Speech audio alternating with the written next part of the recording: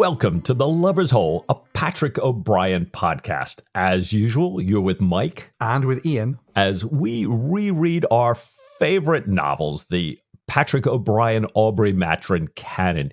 Ian, you know the drill. Bring us up to date. Tell us where we're going. With pleasure, sir. So last time in chapter 9, Jack had been worried about whether Lord Barmouth, the new commander on the scene, would send another ship after the Algerine galley, and not the surprise. He had tried to arrive in Gibraltar just before the time that the galley was due to sail, but he had met the admiral and his fleet on the way in. Stephen, meanwhile, had discovered that the local Whitehall political advisor, a man by the name of Arden, was backing Jack, which was a plus point. Lady Keith, our old friend, had taken in the Irish children, Mona and Kevin, and Dr. Jacob had received late-breaking intelligence about the galley's plans to transit the Strait of Gibraltar. This time, Jack and the Surprise do get to go after the galley, but the capture doesn't go as planned. To be honest, neither does much else.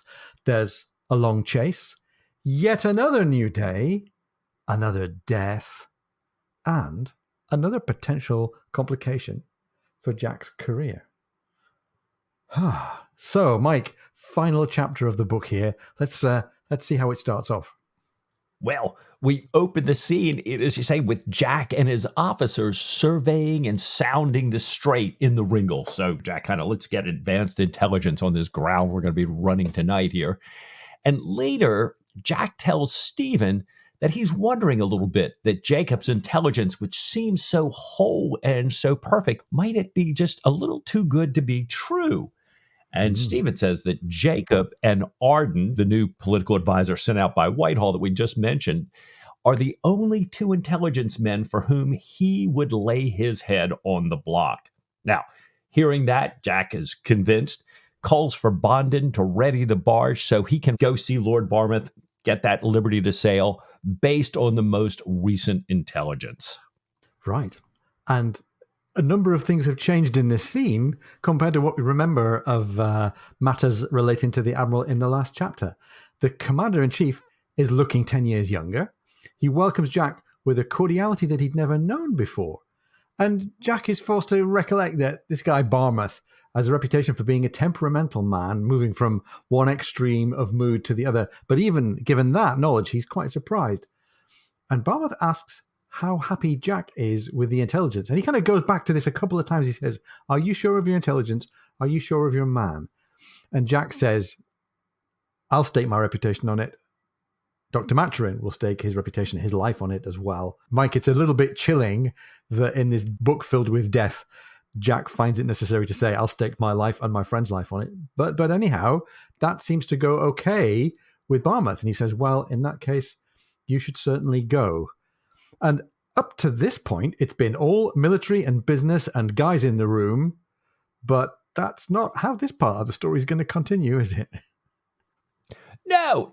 Barmouth completely changes the subject, says his wife came in this afternoon on a heavy frigate that was damaged in the recent storm, but she's a great sailor. And he was surprised to learn from her and Lady Keith that Jack was, in his words, a sort of cousin, a childhood friend of his wife. He said the two women had followed all of Jack's naval career, and whenever they got a detail wrong, Lord Keith set them right. So I think Barmouth is saying that Keith knows him, his wife knows him, Queenie knows him, and the four of them said they all wanted Jack and Dr. Maturin to come dine aboard the Flag here tomorrow. And of course, he realizes that with this mission, he's not going to be able to do that. And Jack says that he and Dr. Maturin would be delighted to do so when they return. And Barmouth calls for the old, very old brandy and drinks with Jack to the Surprise's success. Like you said, Ian, a real turnaround in this kind of relationship between Barmouth and Jack. Jack, who's thinking, this guy doesn't like me, he's never liked me. Right. Now, boy, it's all smiles and roses here. And I had to read over this next couple of paragraphs a couple of times to realize the nature of this handbrake turn that O'Brien's taken us on. Jack drops this name back into the conversation of Admiral Horton. He said, "I'd never served under Admiral Horton, never heard of his marriage or death." And I had to flick all the way through the pages back into the previous chapter and go, Horton. Oh, yes. Horton is the person who died, whose widow is now married to Barmouth. And Jack is kind of going, sorry, your wife, his widow, who all are we talking about here without being indelicate, I guess. And Barmouth says that Admiral Horton had been married to Isabel Carrington. And that's the name that we needed. Now the penny drops for Jack. He remembers Queenie and Isabel in his young days as a child. He remembers the fondness, perhaps even you might say more than fondness, that he had for Isabel, and thanks the Admiral then for permission to sail. And back aboard the Surprise, Jack says, okay, I need to know which of our boats is the fastest and the most seaworthy, because he's thinking about stringing out a patrol line to cruise along the Straits of Gibraltar when he believes that this galley is going to be at sea.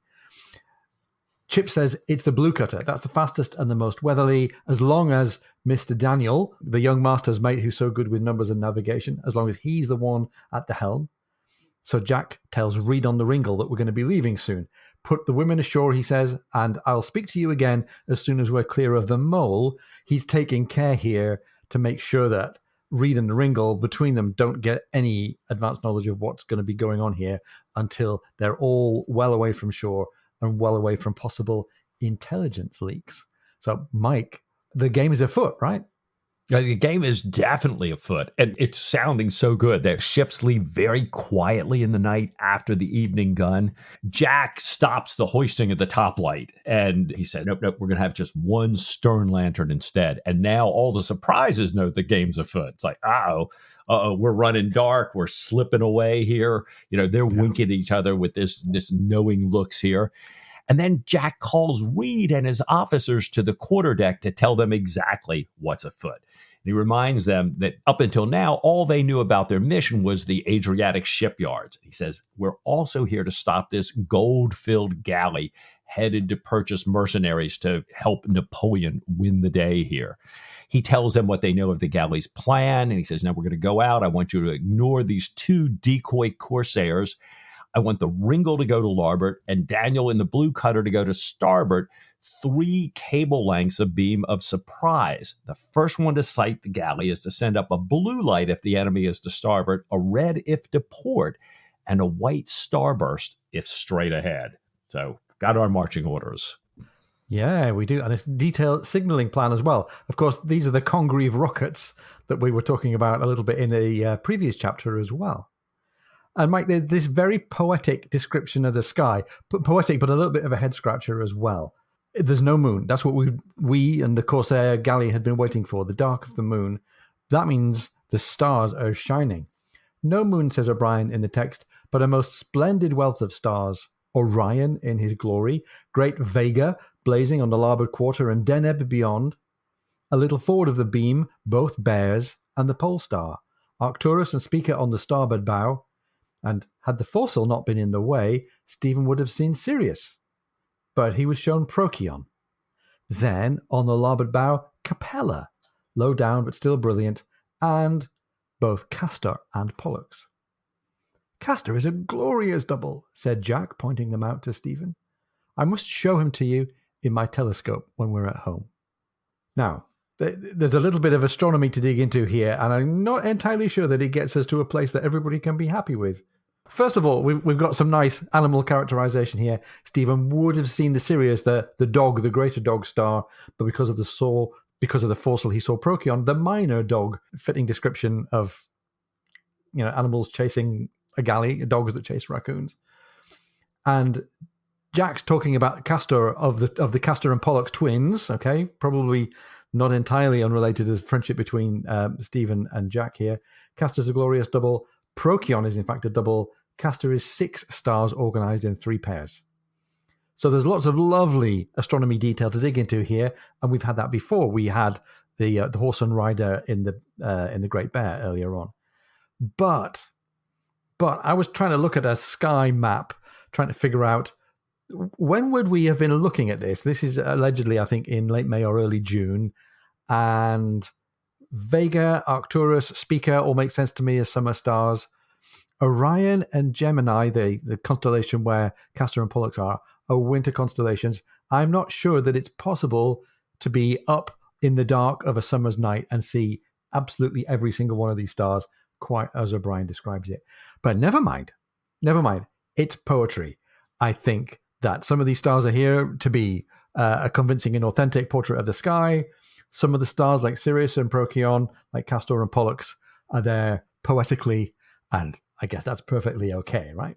Yeah, I couldn't agree with you more, Ian. This, I think, very much. Because and we've heard a couple of these phrases, as you say, before, even as far back as post captain. So it's a little, again, O'Brien going to his bag of research, going, yeah, good time to paint that sky a little bit here. Well, they're sailing southwest towards Tarifa, where they know this galley is coming from. The wind is backing, and Jack's pleased that he's going to be windward of the galley when they reach her.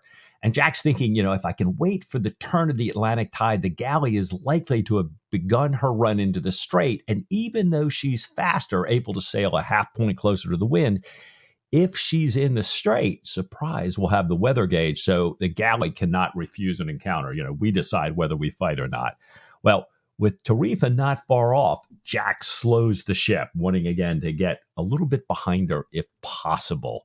And we start to get a little idea about what's going on, what the mood of the ship is here.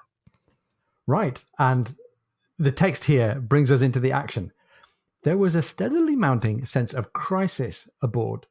And for some time now, the quartermaster had sounded the bells only with his knuckles. Almost no talk or even whispering along the deck, where the guns were already run out and the slow match smouldered in the tubs. And it's funny, we've gone from many, many, many chapters and paragraphs of dancing around, if will we go, not yet, don't tell anybody, no leaks, we're not sure, have we got the right intelligence, to being right there in the real tense moment of this chase of this galley here. Daniel spots the galley inshore, sailing under 2 Latines, sends up the blue light as per the signal's plan. The galley is not as far into the strait as Jack would have wished. He signals Ringle to pick up the blue cutter and then spreads all the canvas that the Surprise will carry, chasing to haul as close to the wind as he can. The galley notices that she's been detected and notices that she's been detected by a little mini squadron here of 3 men of war, perhaps with more to the east still to come, abandons hope of the mission, strikes her sails, and starts to row west, steering directly into the eye of the wind, with the galley oars there to help her do that. Well, seeing the Surprise with her great spread of sail, she's now easy to spot, Murad Reyes chances a long shot with his larboard chaser, and he waits until he's just completely head and stern in line with the Surprise. And the text reads, a long shot. But the combination of good aiming, excellent bore and powder, and the toss of the sea caused the 24-pound ball to strike the second gun of the Surprise's starboard broadside, killing Bondon, its captain, and young Hallam, the midshipman of the division. And we're just, boom, there it is. Jack, it says, checks the gun captain's pointing. They're looking at the low-lying galley, just kind of a blur up ahead now. He urges the highest elevation and, orders fire. He's unsure if the firing has any effect, but after a few more distant exchanges, the galley's pace seems to slacken. Maybe it's damaged oars, maybe just exhausted rowers. Jack orders a forward gun to fire, and in the flash, he sees the galley making sail. And we're kind of, here's this one paragraph, very matter-of-fact, all to business. This book that opened with such an impactful death is now, we're here in the last chapter, and here we have another one, Bondon, gone in the blink of an eye from a single shot, the only one that the galley lands in this engagement. So, let's take a moment for Barrett Bondon. He's been in the canon even longer than Diana Villiers. Right. He's been the servant and follower of Jack, and in on all of the twists and turns, really, really memorable moments. The exchange quair, off hats in the reverse of the medal, Desolation Island, the prize fight in the dripping pan on the estate where Aubrey lives, and just in this very, very cool offhand way, he's gone. And Mike, and I think you and I both had the same instinct, which was to say, who else has been thinking and writing about this? And our former guest Joshua Corey, writer himself, who writes a fantastic series of essays on his blog page, Confessions of a Rarebit Fiend, just lately has written his essay on the 100 Days. And what he has to say about this is really great thinking here. Barrett Bondon, Aubrey's coxswain, Stephen's pupil, Stephen had taught him to read, prize fighter, an able seaman, an all-round good man and true, is killed almost as an afterthought in the closing battle with the gold-laden Algerine galley. This is what Joshua has to say in his further commentary. The colourlessness of this passage seems more like the work of C.S. Forester or some lesser writer incapable of lavishing the sort of characterization of which O'Brien is capable on a comparatively minor character such as Bondon. Mike, I think it's a really good point, is comparison with C.S. Forester, with apologies for the spoiler if you're partway through reading C.S. Forester, when William Bush, Hornblower's kind of right-hand man, is killed. It's done in a very similarly deadpan way. And I love what Josh goes on to write about here. Perhaps it reads as a late-in-the-day manifestation of the no one is safe ethic symbolized to many readers by the execution of Ned Stark in A Game of Thrones. Again, apologies if it's a spoiler, but I think we're all okay with that one. These novels have always been carried along by the paradoxical structure of the times they depict, in which a high civilization, brimming with self-confidence, refined in its manners, and increasingly scientific in its understanding of the world, is, in all its individual members, shockingly mortal. As Stephen says of his own medical skill, considerable though it might be for the time, I can purge you, bleed you, worm you at a pinch, set your leg or take it off, and that is very nearly all. And I'm super happy. Thank you to Josh, and thank you for the permission to read it aloud in the episode. So many of us, I think, bump on this death of Bondon and feel frustration that it's just landed in there so matter-of-factly. It's great to think of, ways in which this is kind of fitting, and it's an important part of the way that O'Brien is writing and how he writes. Doesn't leave us any happier, I don't think, but at least it gives us something to think about besides just yelling into the void that he's taken Bondon from us as well as Diana. Yeah.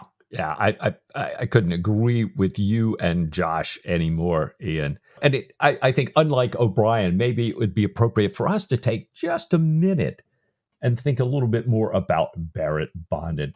And you mentioned that some people think that Bondon is based on the character, perhaps, of Thomas Allen. Yeah, it's funny.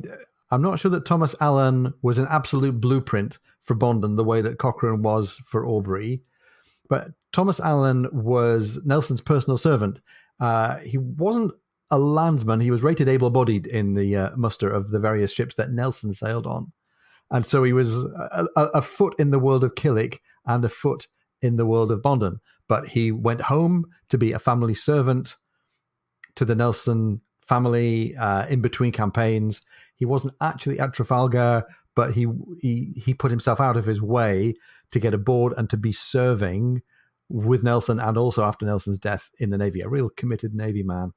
There's a really striking picture of Thomas Allen in the Royal Museums at Greenwich. We'll put a link to the picture up on our socials. I look into his eyes and I think this looks much more like the Bondon that I have in my memory than even the excellent Billy Boyd managed in the movie there. Too true. Good. Yeah.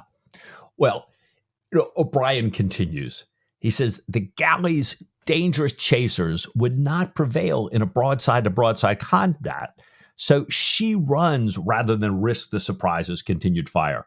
Now, in the past, this galley's taken merchant ships much heavier than the Surprise by boarding, but the speed and efficiency of Surprise's broadside convinces Murad Reyes to attempt to outsail the Surprise. So I am glad that even though we're not getting another word about Bond in here, we are getting a call back to all of Jack's focus on gunnery and the fact that this might be the thing that's at least making a huge difference right here at the moment. Yeah, absolutely.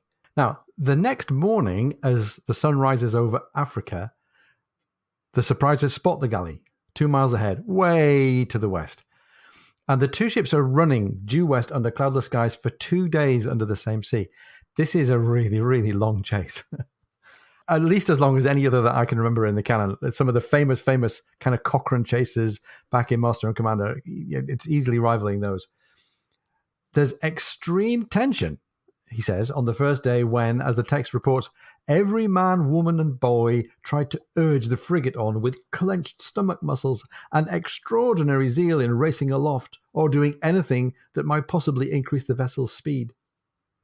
And they can't sustain that for very long. So on the second day, the crew returns to their usual duties. They sometimes get to spraying the sails with water from the fire hoses to help them draw better.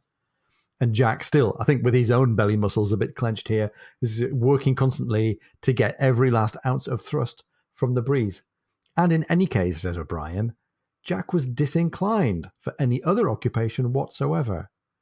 He was, of course, very thoroughly acquainted with death, but this time he felt the loss of Bondon, an admiral sailor, and of young Hallam, son of an old shipmate, very deeply indeed.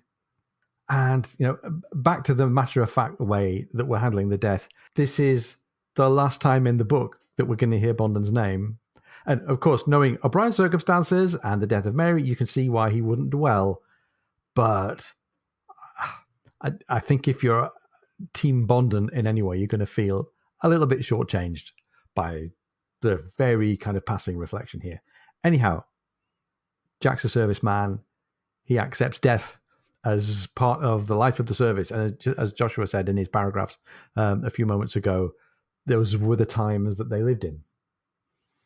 So, Mike, we've had 2 days of the chase here. Jack's taken just a moment out there to let his grief for Bondon come to the front of his mind. It's getting hotter and hotter, right? It is. And I'll have to put one little footnote in here that I have to admit, I was glad that we came back to Bondon for a minute, but I really held it against O'Brien that he would equate it to also the death of young Hallam, the son of an old shipman. I went, look, I never heard of Hallam before. I've heard of Bondon for like forever. And you're going to put these two as, this is a false equivalency in my own mind. Yes. So sorry, but you're right. The days are becoming hotter. O'Brien says uncommonly hotter. Stephen and Jacob are sitting, kind of in their standard place. They're watching this thing. And Stephen says this chase might go on forever.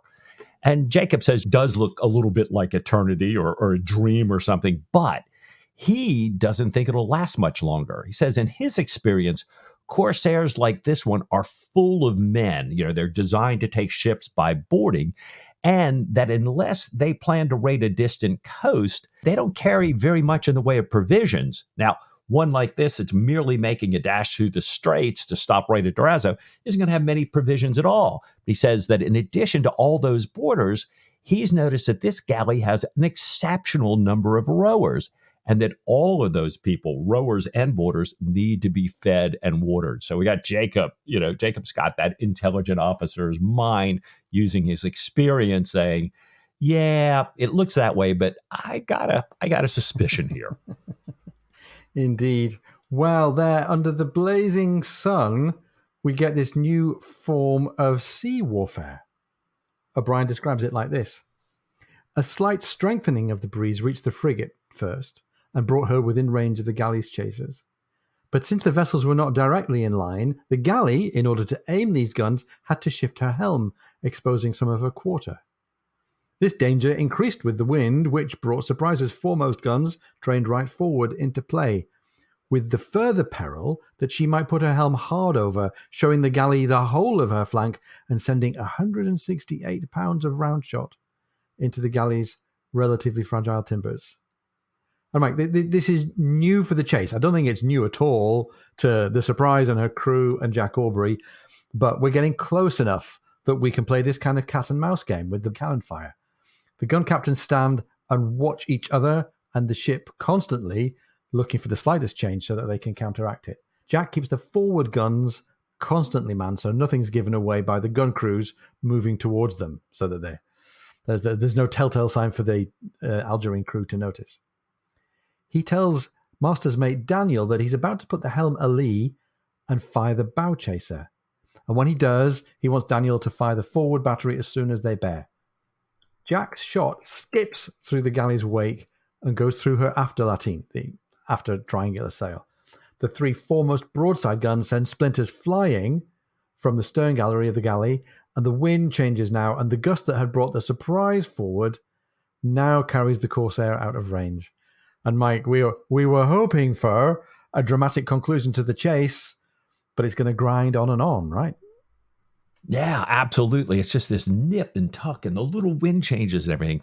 And O'Brien writes, and so it went, burning day after burning day. And now even the moonlit night sky seemed to radiate heat. Day after day, with each doing all that human skill, ingenuity, craft, and malevolence could do to destroy the enemy, neither gaining any decisive advantage, though each wounded his enemy, wounded him, but far from mortally. And these are, I wanted to stop and have a little hurrah to say, yes, now that's an O'Brien sentence. That's, we're back here. I forgive you, Patrick. But on the first Wednesday in June, per the logbook, and O'Brien points out it has to be per the logbook because to everybody here, every day is exactly the same as the one before for a long time here. They note the wind fails them entirely. And so after this long, horrible chase, the galley pulls ahead with her oars, and O'Brien writes, towards what might have been a cloud on the horizon if this pitiless sky would have suffered even a single cloud. And they're kind of stuck in this chase of feels almost like purgatory. And the crew are starting to suffer the effects here. Stephen has 3 cases of sunstroke in his sick bay that day. Jack lowers a sail over the side, keeping well clear of sharks to divert the crew and hopefully cool a few people off. But the water's lukewarm. Meanwhile, Stephen takes Jacob into the main top with some help from Daniel and from 3 midshipmen. They're all still wet and naked from swimming. And they're trying to make sure the doctors don't fall on the climb. And the view that they get there is not a happy one. Jacob looks at the galley through the telescope and says, "Oh God," in a tone of utter disgust. The Corsairs are throwing many of their manacled rowers overboard. Stephen hollers down to Captain Aubrey that the galley is sailing towards an island that they can see from the top. And Mike, before we get to hear what Jack's got to say, I'm noticing another reference to another very coldly, dispassionately described death. This time, multiple deaths, right? We've got the horrible, inevitable, senseless deaths of the galley slaves. It's no less offensive for being viewed at a distance, I think. Yeah. Yeah, this constant drumbeat, like you said, it sounds like purgatory. Yeah. It's the constant heat.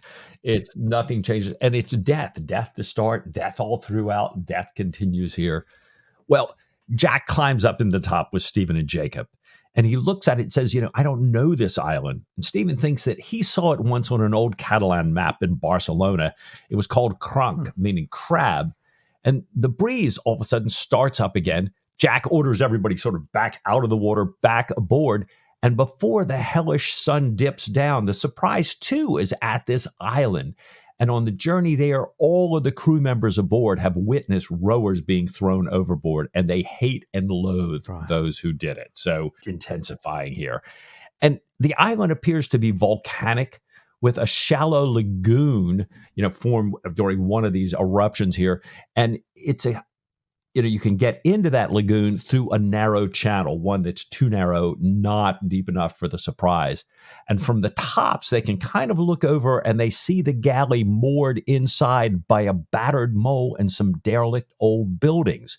And they are thinking about this and they realize, the only way we can reach her is by mortars, but we don't have any mortars here on the Surprise. So she's safe, tucked away in here. So, and Mike, we're almost at the end of this book. We've had all of these human, organizational, political, intellectual challenges. And finally, we thought we were about to get resolution here in this sea action. But what it turns into is a final seamanship challenge for Jack and the crew. They sail around the island. They're surveying and sounding. This galley seems to be tucked away really securely behind this mole. Stephen is astonished that there's no vegetation, no sign of water, no sign of life, not even seabirds. And this raises a bit of at least a dark pink flag. I don't know about a red flag. No vegetation, no life. Wonder what's going on here. Jack and Stephen then are rowed to a beach, to a strand, as it's called, to look around. Stephen looks into a cave, reports a total absence of life there. He thinks that it might be due to a poison gas that might also explain the odor in the cave. And this is an island that's clearly had some kind of volcanic or underground activity lately. Master's mate Daniel reports that one of the hands on the boat was aboard the Centaur back in 1804 and says that the position here looks like it was when Captain Hood took the Diamond Rock. The seaman involved, who's a cragsman, who had been a cragsman in his youth, had helped to get the guns up the cliff. And Jack turns to this particular seaman and says, "Do you think you can get a line up the cliff?" He thinks that he can, he says, as long as he has a well-tempered hand pick, a stout peg, and a block to keep sending him up another 25 fathoms, another 150 feet. So we're straight into Jack Aubrey, almost Cochrane-esque seamanship escapades here. But Mike, I think I know what we're going to find out here. This sounds like it's going to be a real reference to Hood and Diamond Rock and 1804. Is that right? It is. And I love this. I was doing a little research on it. And, Philip K. Allen, who many of our listeners may know for his Alexander Clay series, the Royal Navy in the late 18th century, also has a naval history blog. And there's a great article we can post on our socials called The Royal Navy's Strangest Ship, HMS Diamond Rock. And it turns out that this island, Diamond Rock, that they're saying that the island in the story looks a lot like, is a mile off the coast of Martinique. So it was strategically positioned back then, 1803, 1804, to prevent contact between the French in Martinique, where their main naval base was, and St. Lucia, and to blockade this big main base in Martinique. The island was officially commissioned the HMS Diamond Rock by Commodore Sir Samuel Hood. So Hood that we talked about, he'd sailed to it aboard the Centaur under Captain Murray Maxwell. Maxwell had a lieutenant who was kind of an amateur climber and everything. So they actually scaled the side of this thing, much like they scaled, in the story here. And reading about the description of this thing, landing only one side that's, you can't get to it in a heavy swell. Right. Quite this kind of sounds very much like it. And sure enough, they kind of go up, they rig these huge cables between Hood's flagship, the Centaur, and they transport guns, equipment, and supplies up there, eventually arming this island with 18 and 24 pounders. They station 120 sailors and Marines and commission it as a Royal Navy vessel. It's got signal stations, everything that you do with a ship, they do with this island here. They actually hold this position for 17 months. It becomes such a nuisance to the French that Napoleon sends out his Admiral Villeneuve, with a Franco-Spanish fleet of 16 ships to recapture this Diamond Rock. They held it from May 16th to the 3rd of June, 1805. Some of the shelling had disrupted their cistern, their aqueducts and everything. So, they're out of ammunition and water. The French took 60 casualties, the British 3. And he writes, since the island was technically a sloop of war, Lieutenant Maurice, this amateur mountaineer who had scaled it originally, had to stand trial for the loss of his quote unquote ship.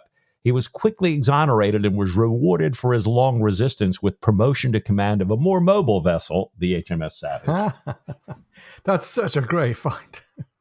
And again, just like always, you dig for a reference, and there's a really, really fascinating backstory behind it as well. And the theme here seems to be endurance. Right, the turning of Diamond Rock into a stone frigate, which is a very, very strange story, one of endurance. We're following a story of endurance here, I think, as Jack Aubrey and his crew have been chasing this galley, and now they're trying to figure out a way to get at her while she's in this really secure, tucked-in anchorage. The mountaineer in this case isn't a lieutenant; he's this cragsman.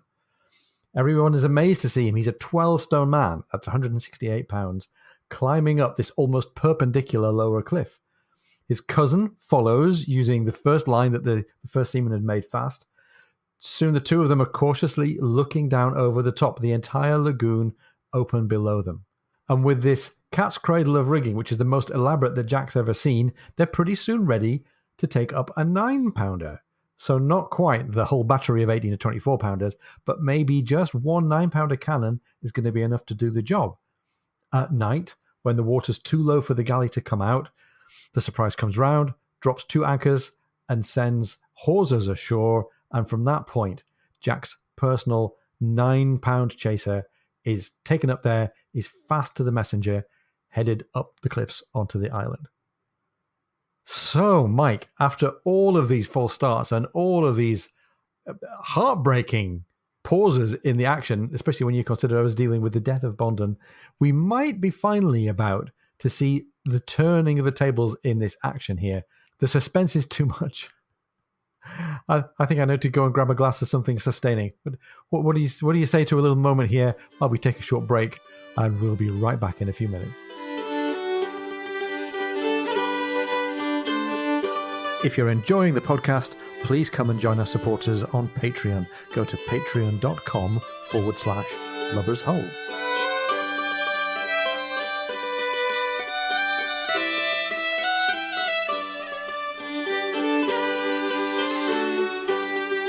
Welcome back. Like all the folks on the surprise, I hope you've gotten a good drink. I'm not sure what the Corsairs are doing for water there. Well, when the sun rises, all the gun and its munitions are in place. It's been a great deal of labor throughout the night, but seeing the galley there down below them against the mole, no one is in the least bit fatigued, O'Brien tells us. They are all ready. This is all worth it. Jack fires a practice shot into one of the dilapidated houses, and it goes home perfectly. And then he says, it looks like a scattering of ants down on the galley and the mole. The Corsairs are running around looking up, realize their situation is hopeless, bring their captain, Murad Reyes, forward. They tie his hands, force him to his knees, and call out to the summit above, "Our sins on his head." And one Corsair cuts off Murad's head, repeats the call, holding it up to the watchers on the cliff. And they're saying, for a little water, they'll be their slaves for life, that those folks up there can have the galley. They can have all the gold just for, the love of God. Please bring us some water. Wow. And yet another death. This time a rather spectacular and gruesome one. Yeah. But I don't know. Maybe part of the message here is that life is cheap, but I hope that's not the case. I hope that's not what's on O'Brien's mind here. Certainly, life is transitory, if not actually cheap. Life is done, anyway, for the Corsair captain. Jack asks Dr. Jacob to reply on their behalf, but Jacob doesn't want to compromise his identity, saying that he thinks that maybe there's going to be another resource from below. And sure enough, the Corsair brings out a dozen almost naked, but clearly very powerful seamen scored with whiplashes, and these are British sailors. The seaman's leader calls out to say, "We're British subjects, taken from merchantmen and held for ransom. They'd be grateful," they say, "for anything wet." And one of them hollers in sort of parenthesis here, "Well, we've been drinking piss for a week." And Jack shouts that down to them, telling them to take the Moors' weapons and tie their hands so that he, Jack, can then send in a boat full of fresh water and something to eat. And now, Mike, we get into the denouement that the surprise crew have been hoping for these many, many, many hours and days. They carry these boxes of gold, the wonderfully heavy boxes of gold, over and set it in the surprise's hold as ballast. Jack heads then for the nearest point in Africa to put all the Moorish prisoners ashore. Later on, Stephen and Jacob learn that the island had once been a prosperous fishing and corsair port until an eruption had destroyed the few water springs, the aqueducts and the cisterns, and had liberated this noxious vapor, these fumes that Stephen had suspected, which we hear were capable of killing a man after he breathed it for only 15 days. So, more potential death here, but narrowly averted by being able to get their business on this island done and get on the way with the gold bars in the hold, right? Right. Well, Harding comes in, he reports that the last chest of gold has been loaded, and he breaks into this broad smile because he's already calculated that his portion of this 112-pound box, what portion of this is going to represent his prize money from that box alone. And O'Brien writes, patriotism, promotion, and prize money have been described as the three masts of the Royal Navy. And he then goes on to say that even though prize money might not be the most important, it was certainly the one most discussed aboard the ship after they had dropped the prisoners off and were headed back for Gibraltar. And Jack, in an act of magnanimity, allows these former British slaves, these ransomers, to take the galley back and says if they do, they get to share in the prize money as able seamen. So a nice nice turn of events here. A little something a little bit more positive here. Yeah, a little something for people who've waited for their fate to be reversed. And maybe there's something in this. The hand of fate finally reaching out, helping out Jack and helping out the slavers here. There's more. As we all find our ways back to Gibraltar, we see there's an enormous fire on top of the rock. Gibraltar is ablaze with bonfires. There are ships dressed all over, meaning that they've got all their bunting hanging out. There are bands playing as the Surprise slips into her place in the harbour. The flag lieutenant greets Jack, gives him joy of his splendid prize, saying that Jack could not have timed it better. What's afoot? Asks Jack. Here comes the news. Napoleon is beat, sir. There was a great battle at Waterloo in the Low Countries, and the Allies won. Then it is I that give you joy, sir, said Jack, shaking his hand.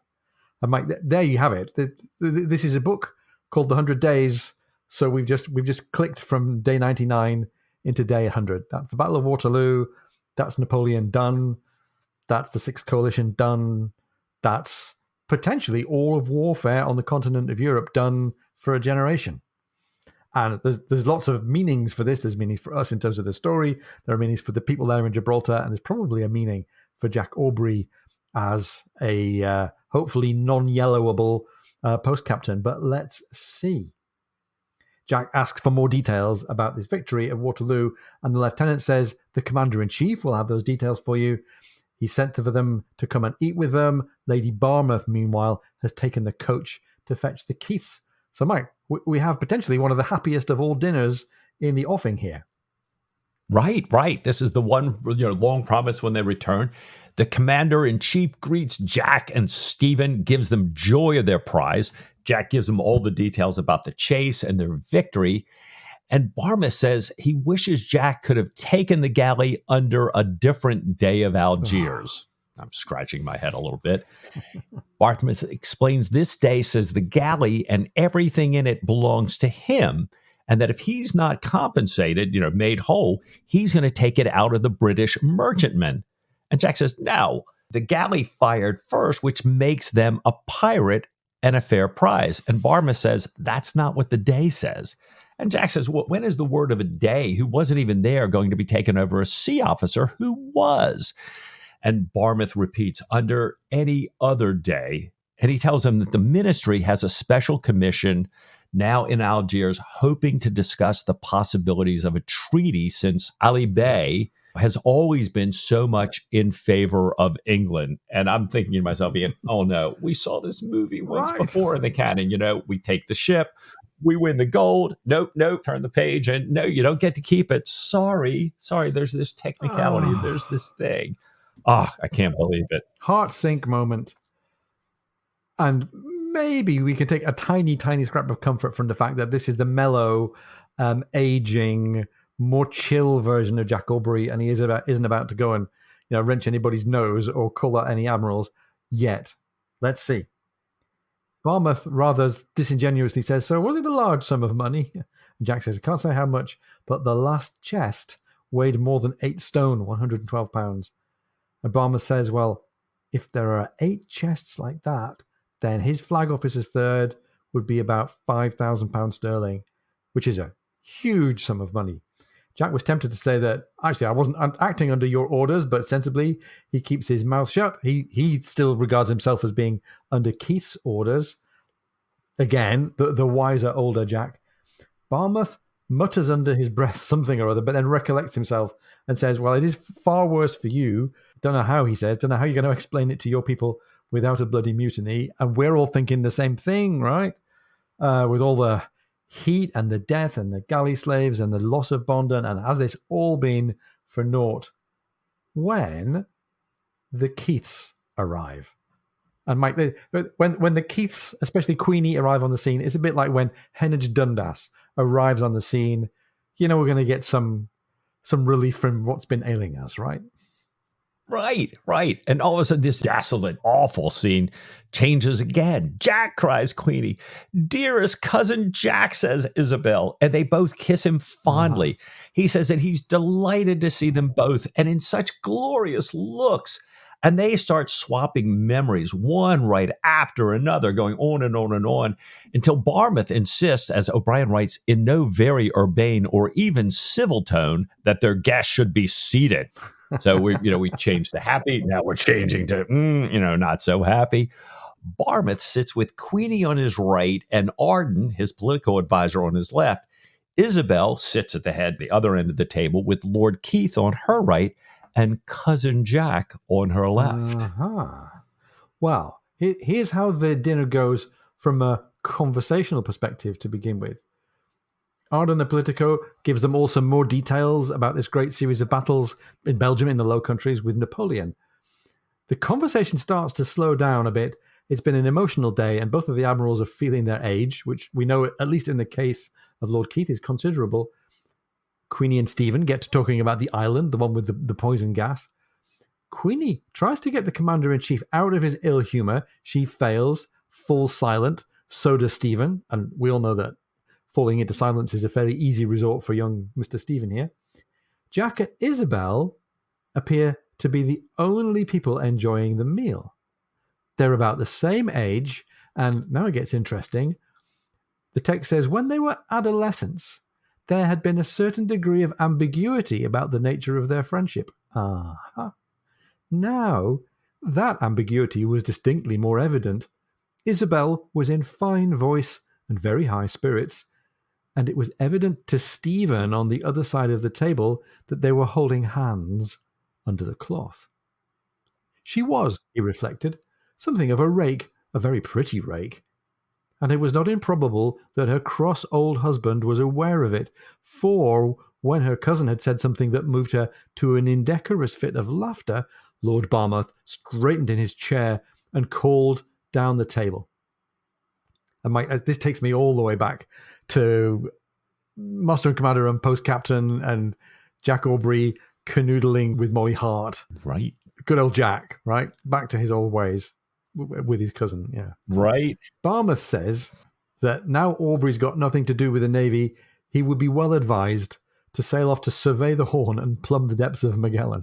I think Aubrey's got a different kind of horn in his mind at the moment, but never mind. He thinks, says Barmouth, that the inhabitants might appreciate it, and he goes on to say, I am sure the young ladies would welcome such a very amusing companion. This was said in such a tone that Isabel stood up at once. She and Queenie paced into the drawing room, leaving an abashed group of men standing there, all at a moral disadvantage. And whether this is just all jokes because of Jack and Isabel being a bit out of control here, or whether there's now the real new chance of ill will between yet another Admiral and Jack Aubrey, we don't really know. Everybody is a little bit put out here, right? Clearly he is. And, it's interesting. O'Brien notes that the servants are very used to behavior like this on Barmouth's part. They take no notice. They just simply send the port around. Now, as the port's going around a couple times, another servant comes in and tells Stephen that Dr. Jacob would like to have a word with him. In the hall, Jacob tells Stephen that he's received word that Ali Bey has been strangled, and a new day, Hassan is sending a delegation to congratulate the commander-in-chief and announce that the new day would like to introduce himself, and the text says, annul his predecessor's absurd claim on the captured treasure.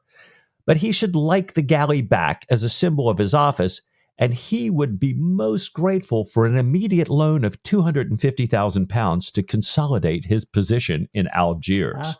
Well, Stephen, I think is pretty glad to hear this. Ask Jacob to please come in and tell this to the rest of the group here. Right. This is the news that we were, that certainly transforms everybody's fortunes here. Right.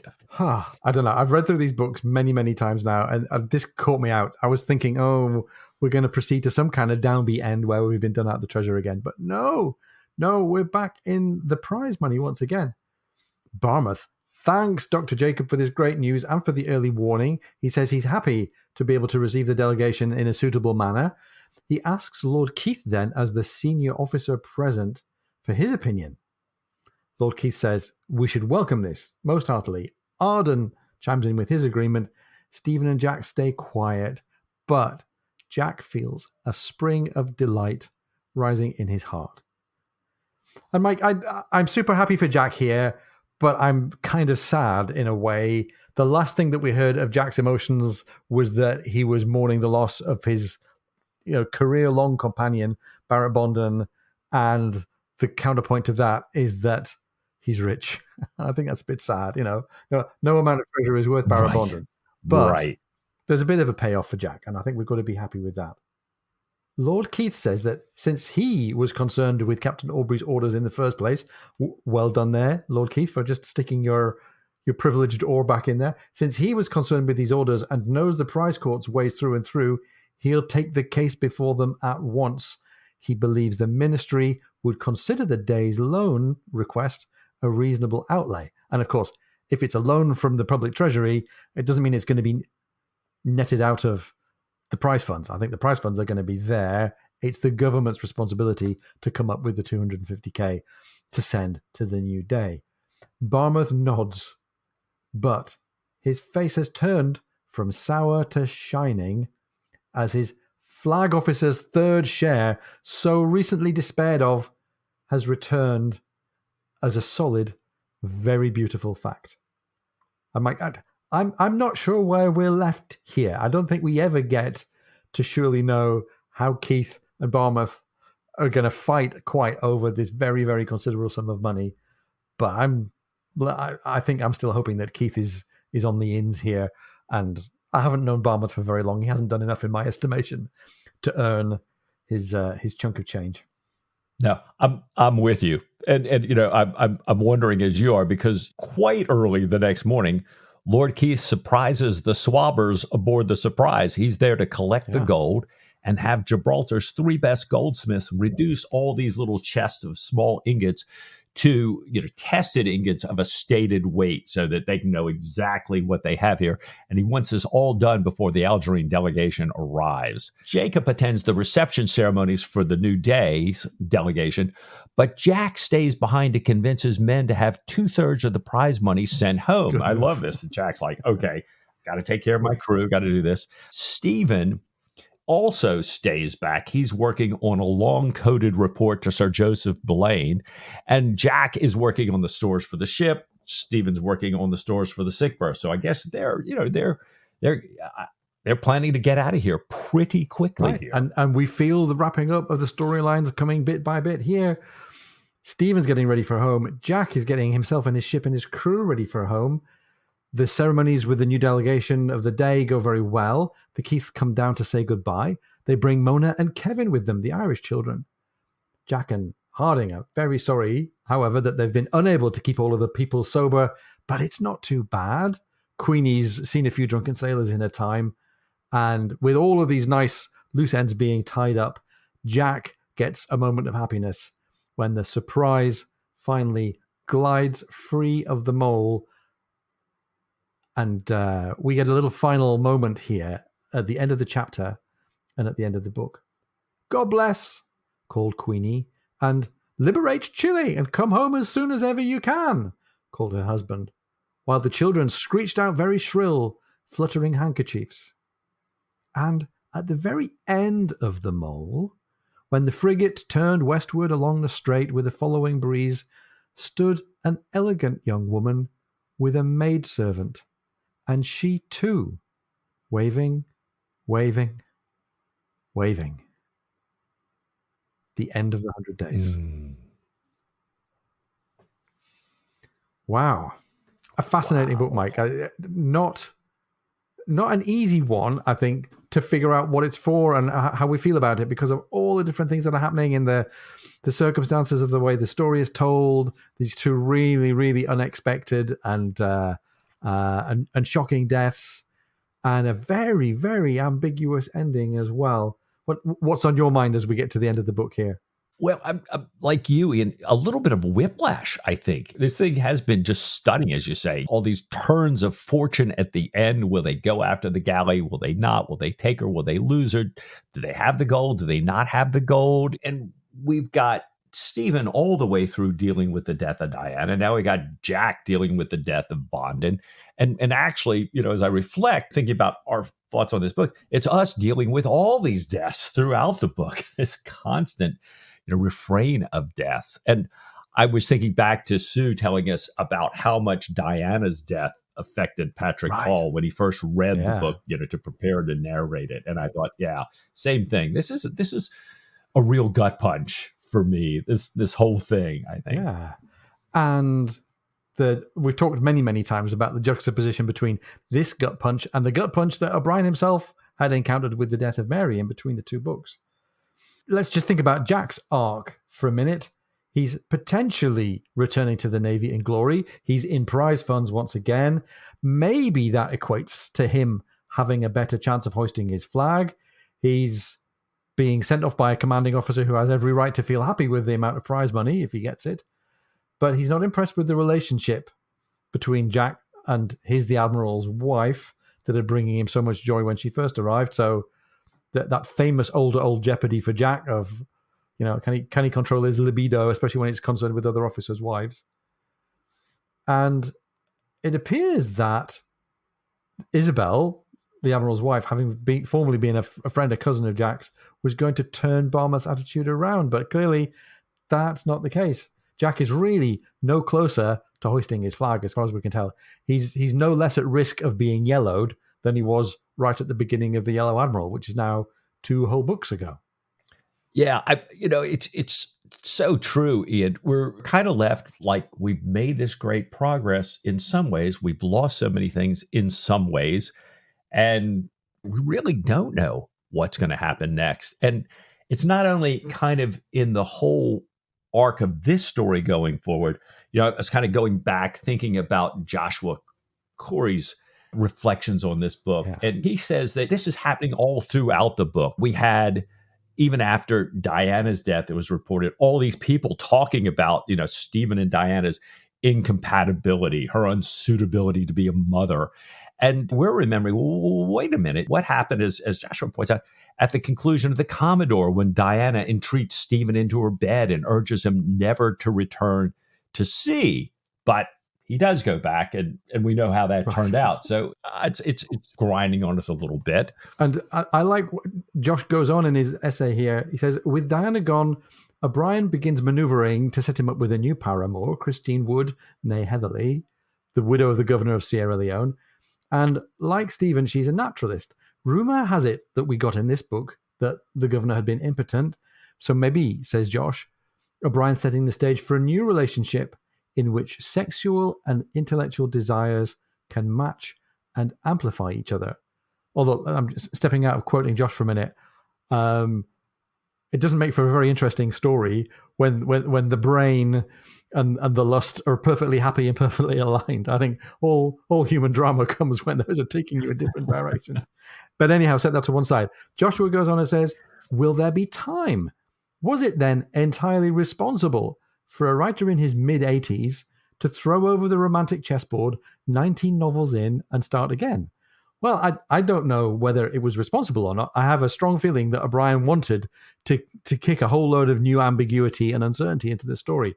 My favorite bit of ambiguity in the closing moments of this book are about the young woman standing on the mole with the maidservant waving. Who is she? She's clearly not, I think, any specific character, because the women that I might be about to mention here, none of them I think you'd call young. But maybe it was Isabel waving for Jack. Maybe. She's clearly not young, but there you go. I wonder whether the woman waving on the end of the mole might somehow have been Christine waving for Stephen. Because she's kind of been indirectly in the background in the context here. Maybe she was in Gibraltar for some reason. And my kind of Patrick O'Brien romantic pathos-oriented heart says maybe this was no literary character. Maybe the woman standing on the cob waving was Mary Tolstoy O'Brien, and maybe that's him waving a little farewell to her at the end. I don't know. If it is, it's really, really sad. Wow. Oh, Oh God, Ian, you're right. It's funny because as you were talking through that, I thought, and maybe it's Diana. Yes, yes, yes, Maybe it's yes. Diana waving some little moment of magical Yep. realism. It does. I think bringing all this stuff up for us, it says what a rich thing this is. I can't remember well enough the French Lieutenant's Woman, the Yes. book, but I remember some kind of this moment of ambiguity kind of thing here. And it's just, I think this brings me to another point that Joshua made, and it's something that I reflect on a lot as I get way, way, way in late in my life here. What happens to your view of things? What happens to the certainty of the world, the certainty of yourself, and all that stuff when you're this old? And Josh, I thought made a great point about maybe what's going on here in the novels right now is due to O'Brien's Yeah. age, And not and state of right. And life. I think it's not just about. Some people have wrote about maybe his powers were declining a little bit. Maybe he didn't quite have the vim for the writing process. But I think that's not what we're thinking about here. Like you and I talked right at the beginning of this canon a lot about perspective and the lack of perspective that Stephen and Jack both variously had about their own situations. But they both have that now. They have a new perspective. And I'm sure O'Brien is sharing with us a little bit his perspective of late life. And Josh Corey, in his essay, talks about late style in artistic works. And I love the fact that we get to talk about Beethoven here because it's one of my favorites. Late style, says Josh, is a turn that happens towards the end of an artist's life, whatever that life's duration. Critics speak of the late style of Beethoven's final string quartets, composed in his mid-50s. Beethoven died when he was 56. It is the enhanced consciousness of mortality that makes for late style. The consciousness, he says, leads to a deepening of contradictions, a certain indifference to questions of form that might once have preoccupied the artist, an increasing sense of apartness and exile and anachronism. And he's quoting there the work of, I think it's Edward Said, who was a Palestinian writer and literary critic and philosopher.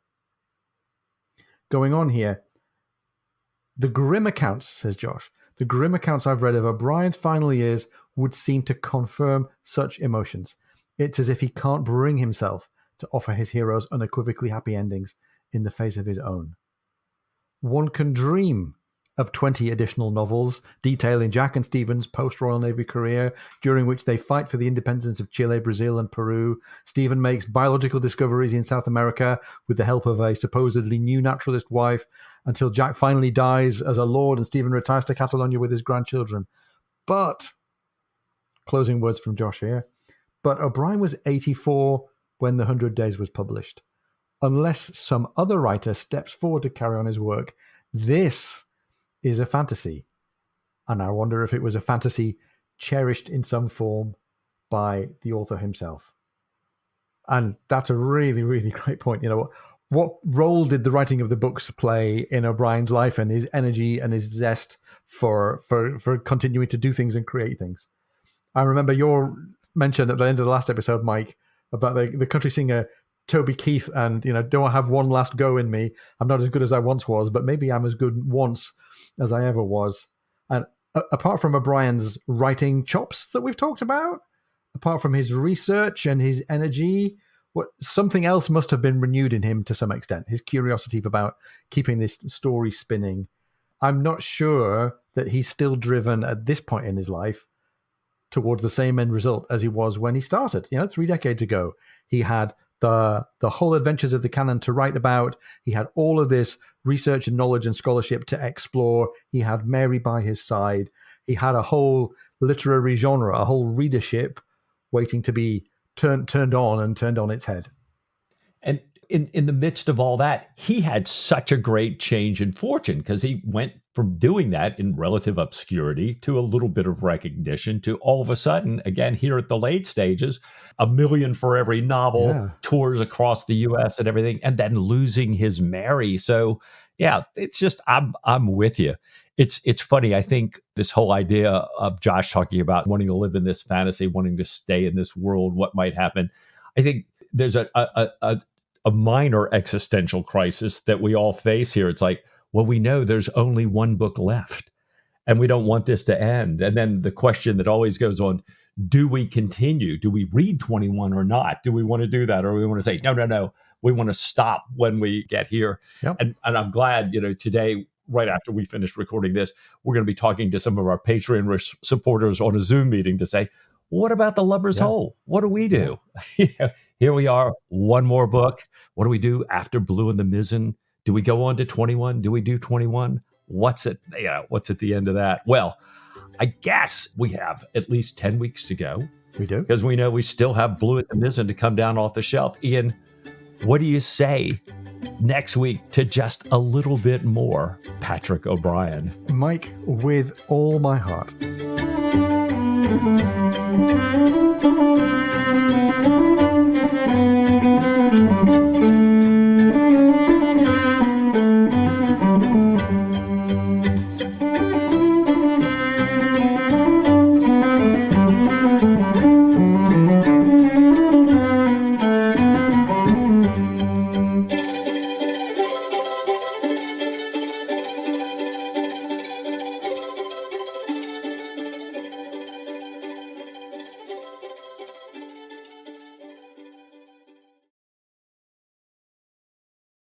Day after day, with each doing all that human skill, ingenuity, craft, and craft and malevolence. Yeah, there you go, Sam.